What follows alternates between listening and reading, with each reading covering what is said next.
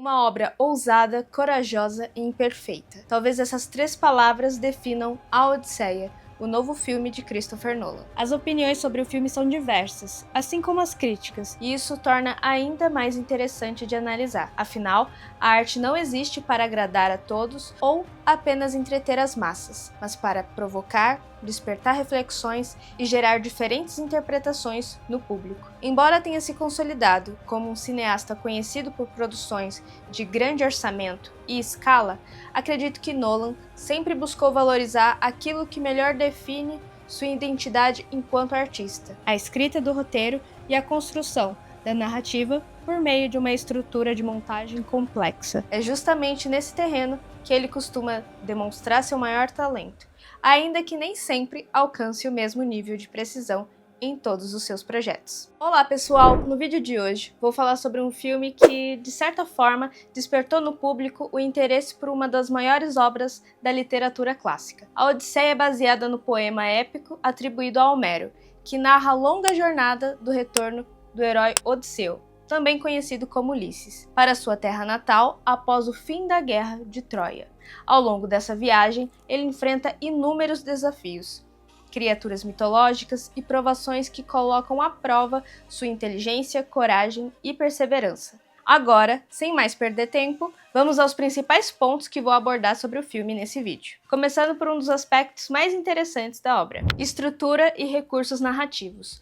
Como Christopher Nolan utilizou esses elementos para potencializar a história e construir uma experiência que vai além da adaptação do poema de Homero. Acredito que, para a maioria das pessoas que assistiram ao filme, seja perceptível a forma como a história é conduzida.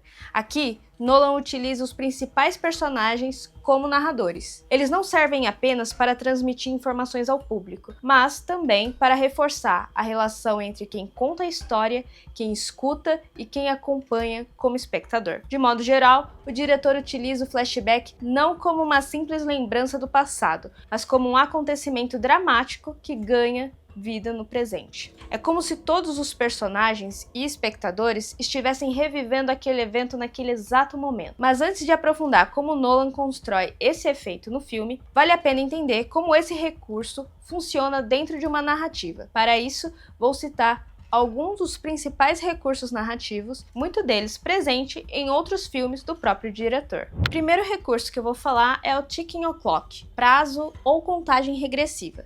Recurso narrativo utilizado para criar um senso de urgência e aumentar a tensão dramática. Geralmente, esse prazo é estabelecido logo no início da história, mas também pode surgir em momentos decisivos, como no midpoint ou no low point, impulsionando os personagens a agir antes que o tempo se esgote. Um exemplo desse recurso é o filme Interestelar. Plantar e colher, foreshadowing ou setup and payoff. Recurso narrativo que consiste em apresentar pistas, informações ou elementos de forma antecipada, para que os acontecimentos futuros pareçam naturais e tenham maior impacto, evitando a sensação de coincidência ou de algo forçado. Um dos exemplos mais fáceis de compreender esse recurso é no filme Batman, O Cavaleiro das Trevas, quando Harvey Dent diz: ou você morre herói, ou vive o bastante para ver a si mesmo se tornar o vilão. É exatamente isso que acontece com o personagem ao longo da história, tornando a frase um prenúncio de sua transformação e um exemplo claro de setup and payoff. Reviravolta, ou plot twist, uma mudança inesperada na narrativa que altera não apenas a percepção do espectador sobre os acontecimentos presentes, mas também ressignifica tudo o que foi mostrado anteriormente. Um exemplo é a Amnésia, ou conhecido por todos como Memento. E final aberto, recurso narrativo em que a história termina sem oferecer todas as respostas, deixando determinados acontecimentos ou destino dos personagens em aberto para a interpretação do próprio público. É uma característica comum das narrativas modernas. Um exemplo é a Origem, ou Inception. E o último recurso é o flashback, que interrompe temporariamente a linha do tempo presente para mostrar acontecimentos do passado. Sua função é revelar informações importantes sobre personagens, motivações ou eventos que ajudam a compreender melhor a narrativa no presente, além de enriquecer a construção da história. O próprio exemplo é desse filme A Odisseia, em que Odisseu narra parte de sua jornada por meio de flashbacks. Mas voltando a falar de Odisseia, acredito que um dos grandes desafios da narrativa foi manter duas camadas de tensão funcionando simultaneamente, a tensão do presente e do passado. A tensão do presente, o espectador permanece envolvido pela situação atual do narrador e pelo interesse em acompanhar como ele conduz e revela sua própria história. A tensão do passado, mesmo sabendo que o narrador sobreviveu para contar os acontecimentos, ainda existe a curiosidade de descobrir como essa jornada se desenvolveu, quais perdas foram enfrentadas e quais escolhas definiram o caminho percorrido. Esse equilíbrio entre esses dois pontos é um dos grandes desafios do uso do flashback. Muitas vezes, ele interrompe o ritmo da narrativa principal e funciona apenas como uma exposição de informações, o que pode prejudicar demais o seu roteiro. Mas, em A Odisseia, o relato se transforma em uma ação dramática. Quando Odisseu narra sua jornada, ele não apenas relembra o passado, mas reconstrói a sua identidade, recupera sua honra e influencia a forma como será visto pelos outros. Existe também um aspecto metalinguístico interessante. Já que a obra de Homero nasce de uma tradição oral, ao transformar Odisseu em contador de histórias, a narrativa reforça a ideia de que o herói não é apenas aquele que vive os acontecimentos, mas também aquele que os preserva por meio da palavra. Além disso, cada relato carrega a subjetividade de quem narra. Não vemos apenas os fatos, mas a forma como eles são lembrados e interpretados. Assim, o flashback deixa de ser uma interrupção da história e passa a fazer parte dela. O presente existe porque alguém conta, e o passado ganha significado pela maneira como ele é narrado. Em Odisseia, esse recurso ganha um uso mais sofisticado no roteiro, pois ele não serve apenas para explicar a trama, mas para revelar a personalidade e as intenções dos próprios personagens. Mas deixando um pouco de lado as questões mais técnicas de roteiro, quero agora falar sobre um dos aspectos mais marcantes de A Odisseia: principais cenas de impacto, momentos em que a narrativa ganha força visual e dramática, como o encontro com o Ciclope, Circe e a transformação dos companheiros em porcos, a passagem pelo Hades e o canto das sereias. Acredito que um dos maiores acertos do filme e um dos elementos que mais contribuem para o seu impacto está nos momentos em que a narrativa ultrapassa os limites do épico, da aventura e da fantasia,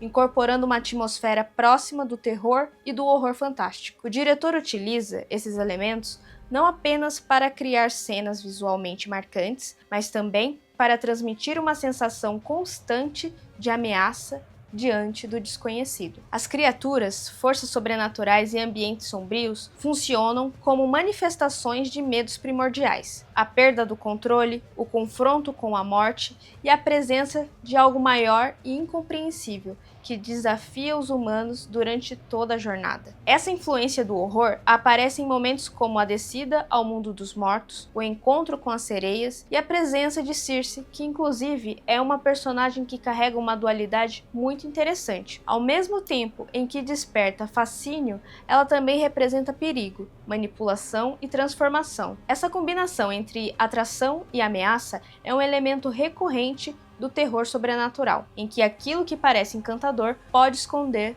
algo monstruoso. Mas também tem outra sequência que chama bastante a atenção: a hora em que Odisseu se amarra ao mastro para ouvir o canto das sereias, porque evidencia um conflito interno do protagonista. Odisseu deseja conhecer o canto das criaturas, mas reconhece que nenhum homem é capaz de ouvi-lo sem sucumbir à sua influência. Por isso, escolhe se amarrar antes de enfrentar essa provação, demonstrando que a verdadeira força não está em negar a tentação, mas em reconhecer e estabelecer os próprios limites para não ser dominado por ela. Durante a cena, Odisseu acaba passando por uma transformação. À medida que escuta o canto das sereias, ele deixa de agir racionalmente e implora para que seus companheiros o libertem, convencido de que deve seguir em direção às sereias. O contraste entre o homem que planejou sua própria contenção e aquele que, sob o efeito do canto,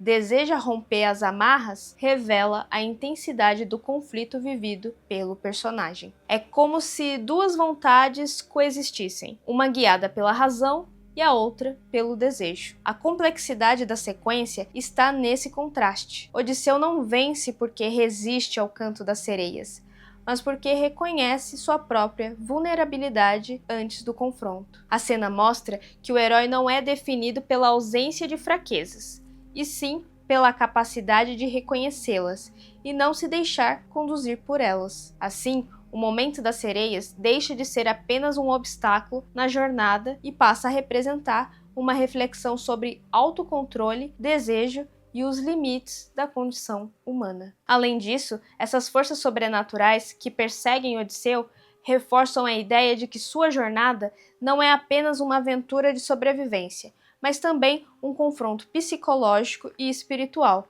que faz parte de suas escolhas. O medo, nesse caso, não surge apenas das criaturas em si, mas da sensação de estar diante de forças que não podem ser totalmente compreendidas ou controladas, reforçando o conflito entre fragilidade humana e o mundo mítico que cerca Odisseu. Mas depois de destacar os principais acertos do filme, também é importante apontar alguns aspectos que poderiam ter sido melhor desenvolvidos. E no caso de Nolan, existe um ponto recorrente em sua filmografia que continua gerando discussões: a construção de suas personagens femininas. Mesmo sendo um diretor reconhecido pela complexidade de suas narrativas e pelos personagens masculinos marcantes, Nolan não dedica o mesmo cuidado de desenvolvimento de suas personagens femininas, que muitas vezes acabam reduzidas a funções narrativas sem receber o mesmo espaço para explorar suas motivações, seus conflitos e individualidades. Quero falar então sobre a falta de profundidade na construção das personagens femininas. A Odisseia reúne tantas figuras femininas marcantes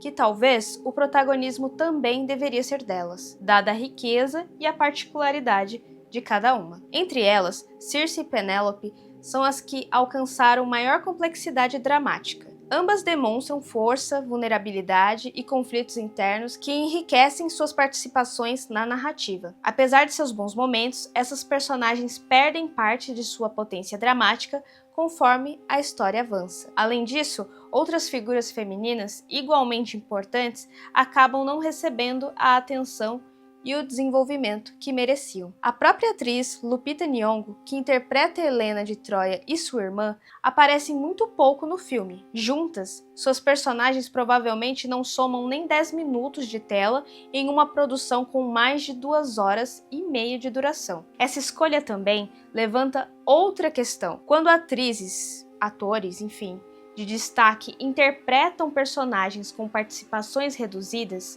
e irrelevantes para a narrativa, surge a impressão de que sua escalação atende apenas a exigências de representatividade, do que a um compromisso com o desenvolvimento dramático, uma crítica frequentemente não só à Odisseia, mas a outras grandes produções de Hollywood. Além dessas, também temos Atena e Calypso, que recebem um tratamento superficial. Embora sejam figuras fundamentais na mitologia e exerçam influência direta sobre a jornada de Odisseu, suas participações carecem de um desenvolvimento mais consistente e impactante. Essas personagens tinham potencial de sobra para desempenhar papéis muito mais ricos na trama. No entanto, Nolan prefere priorizar outros arcos, deixando de aprofundar a complexidade individual dessas mulheres.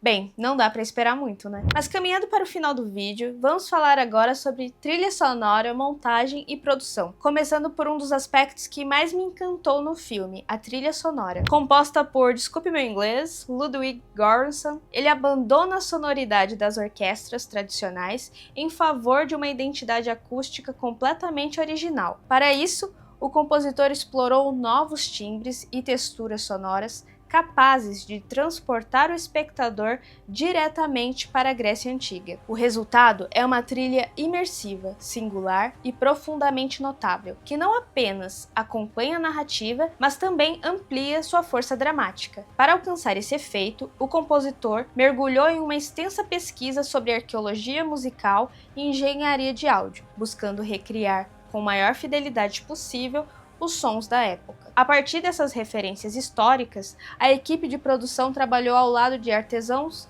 especializados na construção de réplicas de instrumentos antigos, respeitando os materiais técnicas e formatos conhecidos pela arqueologia. Segundo o próprio Ludwig, esse foi um dos projetos mais desafiadores de sua carreira. Ele precisou sair completamente de sua zona de conforto, explorando e experimentando diferentes combinações de timbres, principalmente materiais produzidos pelo bronze, metal, que se tornou parte essencial da identidade musical do filme. Entre os instrumentos utilizados estão 35 gongos de bronze, além da recriação do aulos, um instrumento de sopro formado por 2 flautas de palhetas tocadas simultaneamente. Outro destaque é a lira, um dos maiores símbolos da música na mitologia grega. Como não existem exemplares preservados, ela precisou ser reconstruída a partir de representações encontradas em urnas e outras peças arqueológicas. No filme, seu som ganha uma função narrativa muito interessante. Ele é utilizado para representar a tensão da corda do arco de Odisseu sendo puxada, transformando um recurso musical em um elemento narrativo fundamental para a construção da cena. Além dos instrumentos, a trilha também incorpora grupos vocais e solistas, cujas vozes criam a sensação de que entidades mitológicas ou até mesmo alucinações ecoam na mente de Odisseu. Esse recurso intensifica a atmosfera mística da narrativa, aprofunda a dimensão psicológica do protagonista e potencializa o impacto emocional de cada cena. Entre as faixas, uma das músicas mais impactantes é Hades. A composição transmite uma sensação constante de opressão, desconforto e melancolia, reforçando a atmosfera fúnebre do submundo. Visualmente, a sequência também acompanha essa proposta. Filmada nas praias da areia preta da Islândia, a direção de fotografia de Odisseia se afasta da representação tradicional do inferno cristão e constrói uma estética fria, desoladora e quase sobrenatural. Em vez de recorrer a imagens associadas ao fogo e à punição, o filme privilegia uma paisagem árida e inóspita, reforçando o caráter enigmático e inquietante da descida de Odisseu ao mundo dos mortos. Outra questão técnica interessante de enaltecer é a montagem, afinal, foi feita por uma mulher. A montagem de Odisseia representou um dos grandes desafios da carreira de Jennifer Lame, não apenas pela escala monumental da produção, mas também pela quantidade impressionante de material captado. Cerca de 100 horas de imagens brutas filmadas em IMAX de 70mm, que precisaram ser cuidadosamente selecionadas, organizadas e transformadas em uma narrativa coesa, precisa e emocionalmente envolvente. Para a montadora, trabalhar com uma narrativa de proporções épicas exigiu encontrar o equilíbrio entre o ritmo da jornada de Odisseu, o desenvolvimento emocional dos personagens e a construção de uma experiência cinematográfica fascinante. A parceria entre ela e Christopher Nolan já possui uma identidade consolidada, construída ao longo de projetos anteriores, como Tenet e Oppenheimer. Como uma compreensão cada vez mais aprofundada do método do Nolan, a montadora retorna para lidar com uma narrativa marcada